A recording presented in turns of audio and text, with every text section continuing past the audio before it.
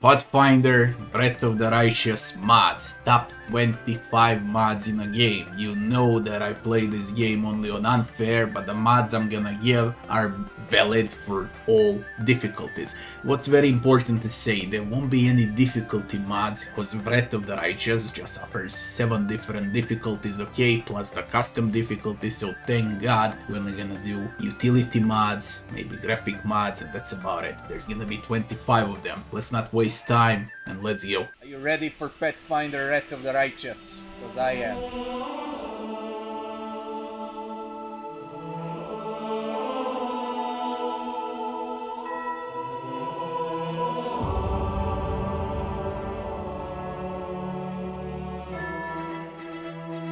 The first one in line is obvious Toy Box. What can I say about Toy Box? Okay, it can break the game completely, but it is the most downloaded mod for Wrath of the Righteous because it offers 500 cheats. Do I recommend Toy Box? No, I don't. It's only there because it's the most downloaded mod. If you are into a thing of switching levels, adding items, adding gold, like all type of cheats that you can imagine in a video game, then yeah, Toy Box is definitely the most important mod. If you are into playing fair on unfair or all other difficulties, avoid this mod like a plague. The next mod would be fully respect NPC companions. You know that NPC companions, like 60-70% of them have just bad stats. Stats, attribute points, more or less you can handle them with basic values. But man, the feats, okay, those first few locked feats,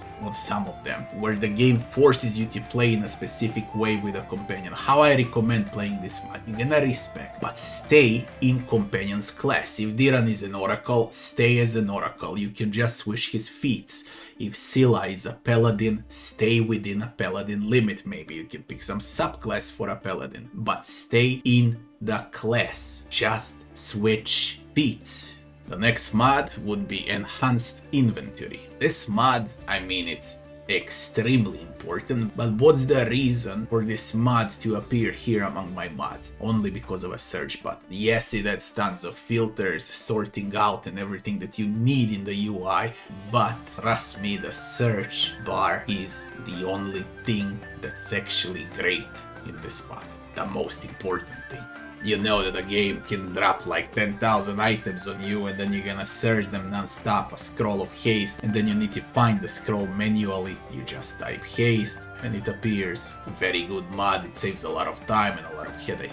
The next mod would be Combat Relief, Crusade and Random Encounters. If you're gonna play this game a lot of times, then for sure you wanna enjoy the Crusade as much as on your first run, and you can easily skip it, as well as all ambushes, cause all of those things are just time wasted, okay, that they are wasting players' time. They're great for the first run, but you know, with those ambushes and Crusade army, Crusade battles and so on, you can easily save 50, 60, if not even more hours per run if you install this mod. Basically, you're just gonna play a CRPG without heroes and might and magic elements into it. For those that are gonna play this game multiple times, this mod is a must. The next mod would be more relic info. When you do projects, okay, in your kingdom and you see an item, you can just see the name and you don't know what item's gonna be, what will be the stats on the item. Okay, this mod, when you hover over the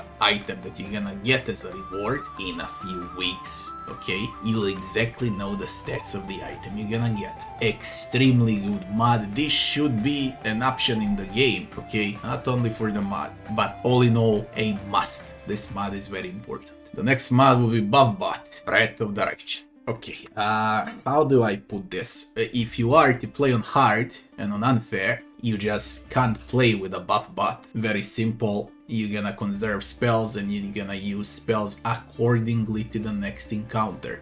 If you plan to play on easier difficulties from hard and below. So what would that be? I don't even know. Normal, challenging, I don't know how they call them, I never played on them, but there are 4 or 5 difficulties under hard. You can use a buff bot. It's gonna save you a lot of time and you don't need to pay attention to the buffs before entering combat. Truth to be told, you don't even need buffs on those easier difficulties if you know how to level up properly. But hey, it's a good mod, it saves time. If the previous mod didn't work for you, in some cases, Pathfinder Wrath of the Righteous will replace the previous mod and then auto buffs will work. It does exactly the same thing as the previous mod. Exactly the same, there is no difference. The next mod would be Quick Cast. What Quick Cast does? It spawns this mini tab here where you can see exactly how many spells, potions, scrolls you got left.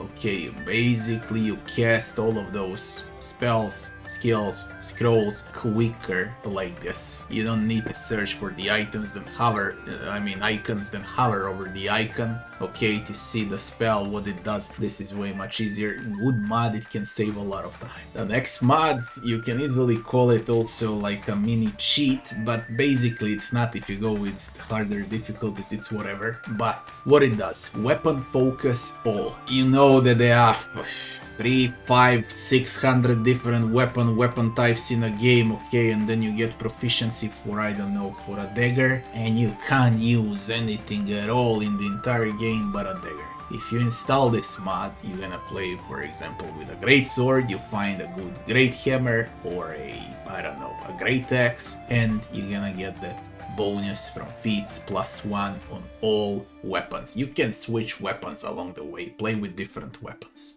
Basically, it's gonna make the game, let's say, more interesting, less fair, but more interesting. It's your choice if you want to do it or not. Again, difficulty won't change at all. It doesn't matter what weapon you wield. Next mod is also great. Inspect everything. You can hover over your own allies and inspect them like you were inspecting enemies in vanilla version. You can inspect NPCs. You can inspect everything that you can hover with your mouse. Very nice mod. The next mod would be Toggle UI. You completely remove user interface so you can make screenshots, okay? Not bad, especially if you're a content creator, I guess. Like, you get a crystal clear picture of the game, zoom out, zoom in, take a screenshot.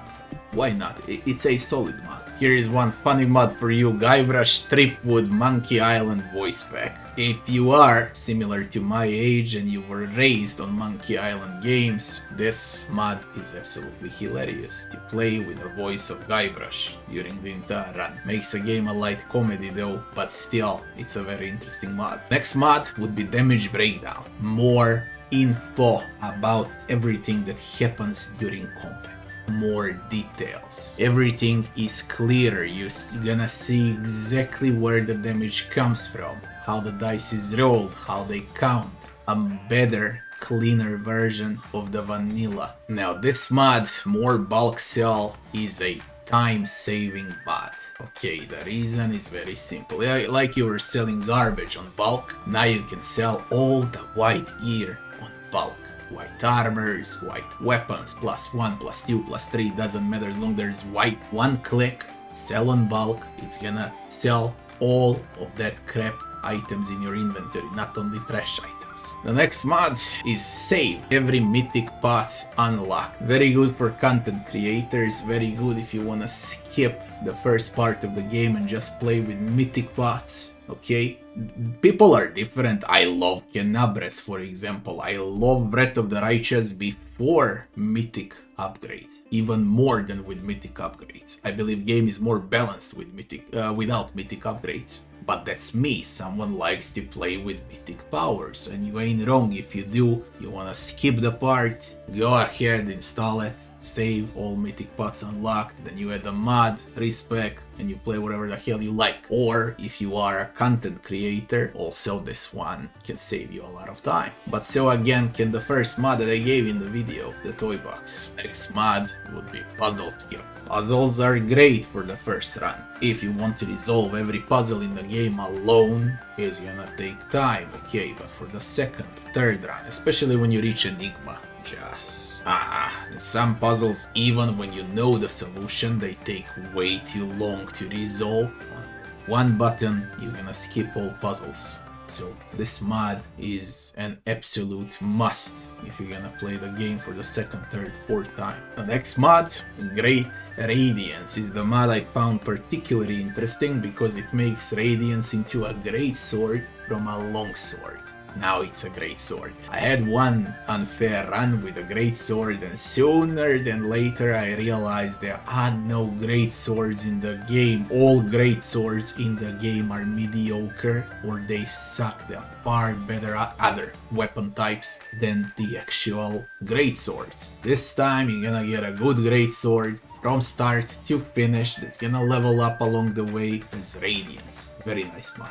The next mod, Bubbles Ultimate Buff Bot Light Extra Simple Bubbles. It's auto buff, okay, same as the two auto buff mods I gave, only this one should be the easiest one to use, okay, and if the previous two don't work, maybe this one will work for you. All in all, auto buff. I recommend auto buffs again only for easier difficulties. Never use auto buff if you want to play hard or on unfair difficulty. You need to use spells manually. The next mod, Alchemy Pathfinder Wrath of the Righteous Save Editor. This one is great for content creators because you can completely change every single thing that exists in the game. Start from the middle, start from the level 20, start from level 15. It's good to create guides, it's good for all of those things that regular players just don't use. It's worth mentioning that it exists. Now, I gave Guybrush Threepwood voice. I believe that Geralt is also great as a